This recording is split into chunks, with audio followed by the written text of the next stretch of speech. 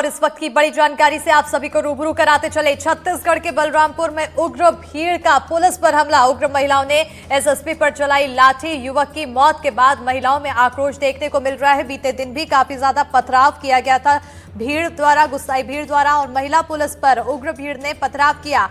उग्र भीड़ को कंट्रोल करने के लिए पुलिस को भाजनी पड़ी लाठी। इस वक्त की बड़ी जानकारी से आप सभी को रूबरू करा रहे हैं। आपको बताते चले कि बलरामपुर में युवक की मौत के बाद लोगों का गुस्सा फूट पड़ा है, जिसके तहत उग्र भीड़ का पुलिस पर हमला देखने को मिला। उग्र महिलाओं ने एसएसपी पर लाठी चलाई है और युवक की मौत के बाद महिलाओं में आक्रोश दिखा है। महिला पुलिस पर उग्र भीड़ ने पथराव किया है। उग्र भीड़ को कंट्रोल करने के लिए पुलिस को लाठी भांजनी पड़ी। बीते दिन भी इसी तरह की स्थिति देखने को मिली थी, जब थाने का घेराव गुस्साई भीड़ द्वारा किया था और उससे पहले चक्का जाम किया गया था लोगों द्वारा। और जब इससे भी उनकी मांग नहीं मानी गई तो उन्होंने थाने के बाहर खड़ी सरकारी गाड़ियों पर पत्थर मारकर तोड़फोड़ की और थाने पर भी पथराव किया था। तो वहीं अब एक बार फिर लोगों का गुस्सा फूटता हुआ दिखाई दे रहा है।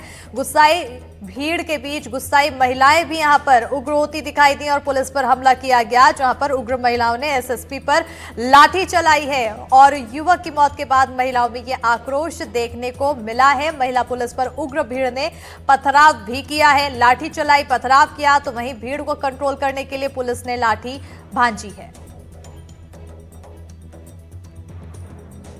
तो इस वक्त की बड़ी खबर से आप सभी को रूबरू करा रहे हैं। बलरामपुर से ये बड़ी जानकारी से आप सभी को रूबरू करा रहे हैं। इसी पर ज्यादा जानकारी के साथ सहयोगी विजेंद्र कुमार फोन लाइन पर जुड़ चुके हैं। विजेंद्र, बीते दिन भी स्थिति काफी आउट ऑफ कंट्रोल थी और आज भी स्थिति इसी तरह से आउट ऑफ कंट्रोल नजर आ रही है। जी बता दूं, बीते दिन भी स्थिति काफी हंगामेदार था और आज भी जो लोगों का जो भीड़ था, तो भीड़ के द्वारा काफी हंगामा किया गया। वही हॉस्पिटल में भारी संख्या में लोग मौजूद थे।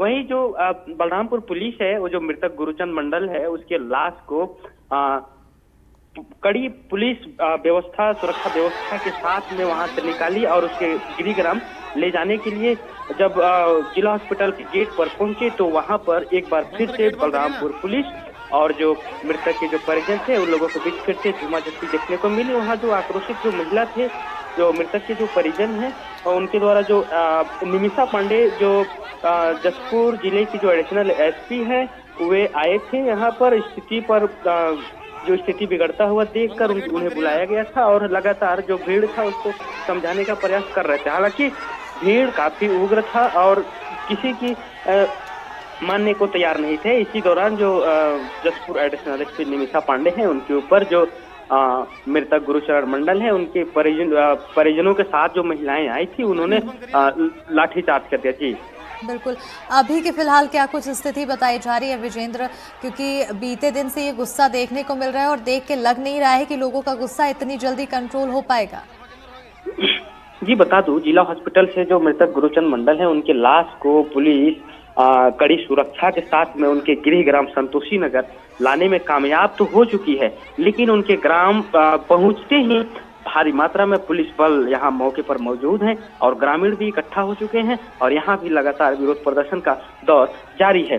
जिले में ऐसा पहली बार हो रहा है कि किसी लाश को बलरामपुर पुलिस जो है वो अपने सुरक्षा में रखकर मृतक के गृहग्राम तक पहुंचा रही है और पुलिस ही किसी लाश को जलाने के लिए लकड़ी का भी व्यवस्था की हुई है।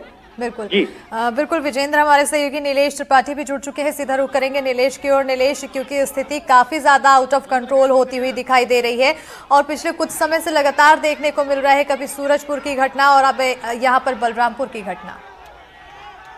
जी बिल्कुल, देखिए लगातार छत्तीसगढ़ में सूरजपुर ही नहीं, इसके थोड़ा सा और पीछे जाएं तो इससे पहले कवर्धा में, लुहारीडीह में भी इसी तरह की घटना हुई। लुहारीडीह में भी भीड़ जो है वो अनकंट्रोल हो गई थी। और इसके अलावा इसके और थोड़ा पहले जाएं तो बलौदा बाजार की हिंसा जो जिसमें पूरा कलेक्ट्रेट जला दिया गया था, वो भी एक बड़ी घटना थी और पुलिस की और इंटेलिजेंस की एक बड़े फेलियर के रूप में वो भी सामने आई थी।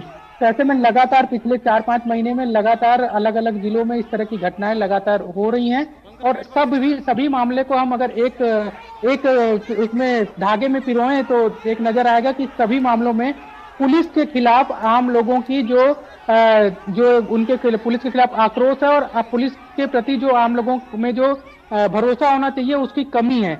उसी का नतीजा चाहे वो लोहारीडीह में है। लोहारीडीह में भी जिसका घर जलाया गया था, जिस सरपंच का, उसको लेकर कहा जा रहा था कि लगातार शिकायत की जा रही थी, उसकी दबंगई थी, वो लोगों को परेशान करता था।